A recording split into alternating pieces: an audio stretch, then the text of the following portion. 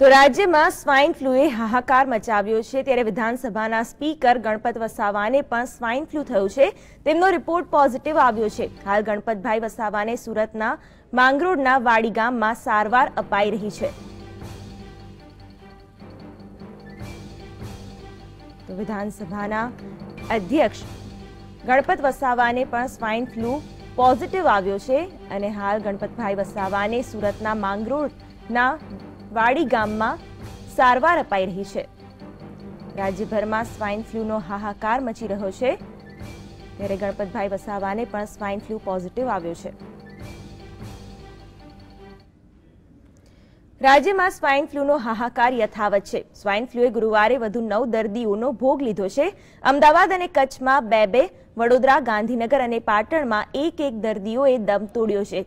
રાજ્યમાં કુલ મૃત્યુઆંક 176 ઉપર પહોંચ્યો છે જ્યારે કે 180 નવા કેસો નોંધાયા છે, જેમાં સૌથી વધુ અમદાવાદમાં 70, સુરતમાં 24, વડોદરામાં 16, બનાસકાંઠામાં 14 અને ગાંધીનગરમાં 10 નવા કેસો નોંધાયા છે। કુલ કેસોનો આંકડો 2371 ઉપર પહોંચ્યો છે, જેમાંથી 1010 દર્દીઓને સારવાર આપી દેવાઈ છે। આ ઉપરાંત સ્વાઇન ફ્લૂ માટે 108 ઉપર પણ હેલ્પલાઇન શરૂ કરવામાં આવી છે।